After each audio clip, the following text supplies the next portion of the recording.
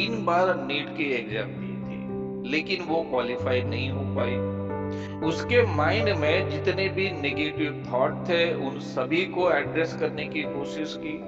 अगर आपने परीक्षा दी तो 50% चांसेस है कि आप पास हो सकती हो और 50% चांसेस है कि आप फेल हो सकती हो। रैशनल इमोटिव बिहेवियर थेरेपी और कॉग्निटिव बिहेवियर थेरेपी के बारे में बहुत बार बात करते आए हैं। शायद आपको ये बात पता है कि रैशनल इमोटिव बिहेवियर थेरेपी और कॉग्निटिव बिहेवियर थेरेपी ये दोनों थेरेपियां रिसर्च ओरिएंटेड है, प्रैक्टिकल है, लॉजिकल है और हमारे लिए हेल्पफुल होती है। लेकिन क्या सच में आरईबीटी और सीबीटी से लोगों को बेनिफिट होता है, रिजल्ट मिलते हैं, उनके जीवन में कुछ बदलाव होता है? ये बात सच है क्या? इस बात को आज के इस वीडियो में समझने की कोशिश करते हैं। तो आप सभी का स्वागत है rational search for psychological wellbeing में। मैं हूँ doctor B Shashikant, psychologist train in rational emotive behaviour therapy और कॉग्निटिव बिहेवियर थेरेपी। तो आज ये आरईबीटी थेरेपी के बारे में जानते हैं, इसके रिजल्ट के बारे में जानते हैं। ये वीडियो बहुत ही महत्वपूर्ण है, इसलिए इसको अंत तक बिना स्किप किए देखें। इस वीडियो के माध्यम से आपका पूरा दृष्टिकोण जो साइकोथेरेपिस्ट के बारे में, साइकोलॉजिस्ट के बारे में और साइकियाट्रिस्ट के बारे में है वो पूरा बदल जाएगा। तो आइए स्टार्ट करते हैं आज की आरईबीटी की नई जर्नी। तो शुरुआत करते हैं आज के एक केस से जो बहुत ही सक्सेसफुल रही। एक लड़की थी जिसने 3 बार नीट की एग्जाम दी थी, लेकिन वो क्वालिफाई नहीं हो पाई।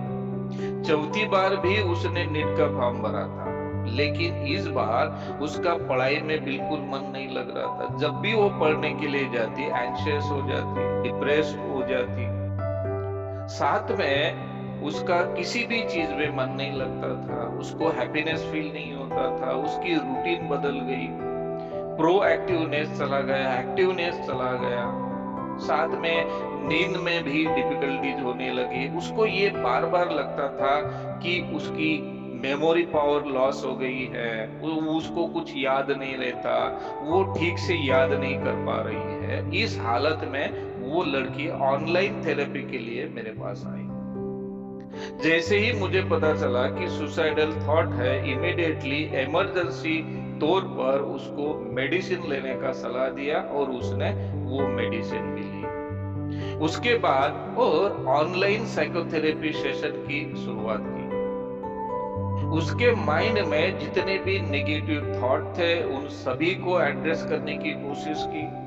साथ में जो भी इर्रेशनल धारणाएं थी, अतार्किक विचार थे, उनको भी फाइंड आउट करने की कोशिश की, उस पर काम किया। उसकी नकारात्मक विचारधारा, इर्रेशनल थिंकिंग कुछ इस प्रकार बन गई थी कि इस साल मैं परीक्षा देने के बावजूद भी पास नहीं हो सकती, क्योंकि 3 साल मैंने अच्छे से पढ़ाई की तब मैं पास नहीं हो पाई, और इस साल मेरा पढ़ाई में मन नहीं लग रहा है, मेरा कंसंट्रेशन लॉस हुआ ऐसा मुझे लगता है, तो इस साल मैं कैसे पास हो सकती हूँ?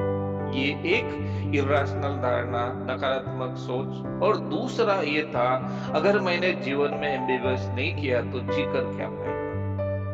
इस तरह के कई सारे इर्रेशनल धारणाएं थे, इर्रेशनल थिंकिंग्स थे, उन पर काम किया और उस लड़की को जो भी बातें बताई गई वो सारी बातें वो करती गई और अपनी इर्रेशनल धारणाओं को सुधारने का काम करती गई, अपने अतार्किक इलॉजिकल थिंकिंग को रिपेयर करने का काम करती गई और अपने नेगेटिव थिंकिंग को, इर्रेशनल धारणाओं को रैशनल थिंकिंग से फाइट करना उसने सीख लिया।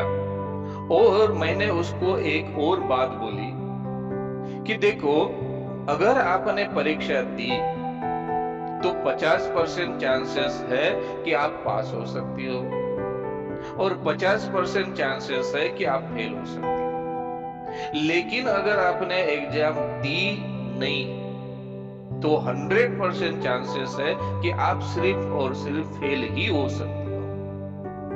तो परीक्षा देना ये चॉइस आपके लिए हेल्दी होगा, बेटर होगा, या परीक्षा ना देना ये चॉइस आपके लिए हेल्दी या बेटर होगा? एग्जाम देना ये चॉइस उसने चूज किया और एग्जाम उसने आरईबीटी थेरेपी के माध्यम से अपना ये माइंडसेट बना लिया कि एग्जाम देने के बाद ही पता चलेगा कि हमें रिजल्ट क्या मिलेगा। साथ में ये भी माइंडसेट बनाने में वो कामयाब हुई कि एग्जाम देना हमारे हाथ में होता है, रिजल्ट हमारे हाथ में नहीं होता है। परफॉर्मेंस देना हमारे हाथ में होता है, रिजल्ट क्या आएंगे इसके बारे में दुनिया में किसी को भी पता नहीं होता है। इस माइंडसेट के साथ वो एग्जाम देने के लिए गई, एग्जाम दी, और जब रिजल्ट लगा तब उसके फादर ने करीब रात के 11 बजे, 11:30 बजे कॉल किया और बोला कि सर अभी मेरे लड़की को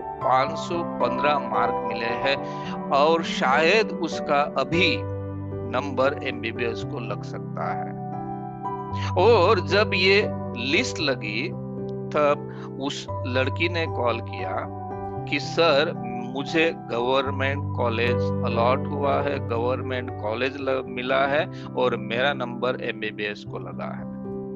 बाद में उसने ये भी सवाल पूछा कि जो अभी साइकेट्रिक मेडिसिन ले रही हूँ इसका क्या करें, क्या मैं बंद कर दूं? तो उसका जवाब मैंने ये दिया कि साइकेट्रिक मेडिसिन को अपने मन से कभी भी ना कम और ना ज्यादा करना चाहिए। तो जो भी है साइकेट्रिस्ट को पहले मिले, उनसे बात करे, फिर डिसीजन ले। फिर वो साइकेट्रिस्ट के पास गई जब सिम्टम्स नहीं थे, एंशियस सिम्टम नहीं थे, डिप्रेस फीलिंग नहीं थी, तो साइकेट्रिस्ट ने भी वो मेडिसिन बंद कर दी। और लोगों में ये धारणा जो होती है ना कि एक बार अगर साइकेट्रिक मेडिसिन ली तो जीवन भर लेना पड़ता है, तो इस उदाहरण से हमें ये भी सीखने को मिलता है अगर प्रॉब्लम खत्म हो जाती है, प्रॉब्लम सॉल्व हो जाती है, तो मेडिसिन भी साइकेट्रिस्ट बंद कर देते हैं।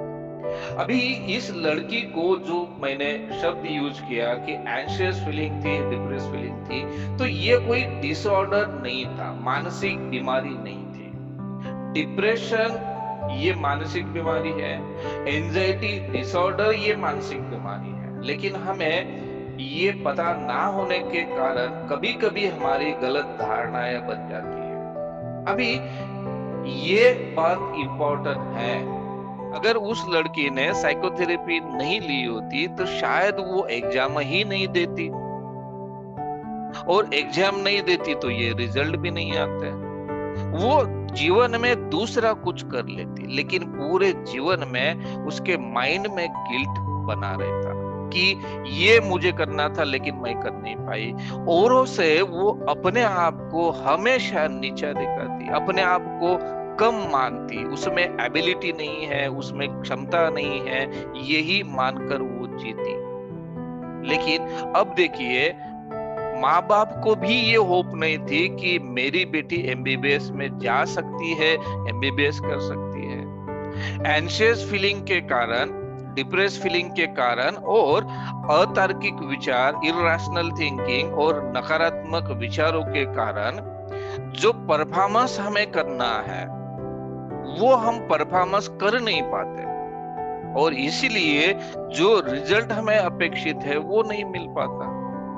इस तरह के कई सारे स्टूडेंट होते हैं कि वो बार बार प्रिपेयर करते हैं, जैसे कॉम्पिटिटिव एग्जाम में है या इस तरह के किसी भी एग्जाम में है, वो बार बार कोशिश करते हैं, लेकिन उनके माइंडसेट में जो इरैशनल धारणाएं है, नकारात्मक सोच है, उसके कारण भी उनका जो परफॉर्मेंस है वो ड्रास्टिकली कम हो जाता है।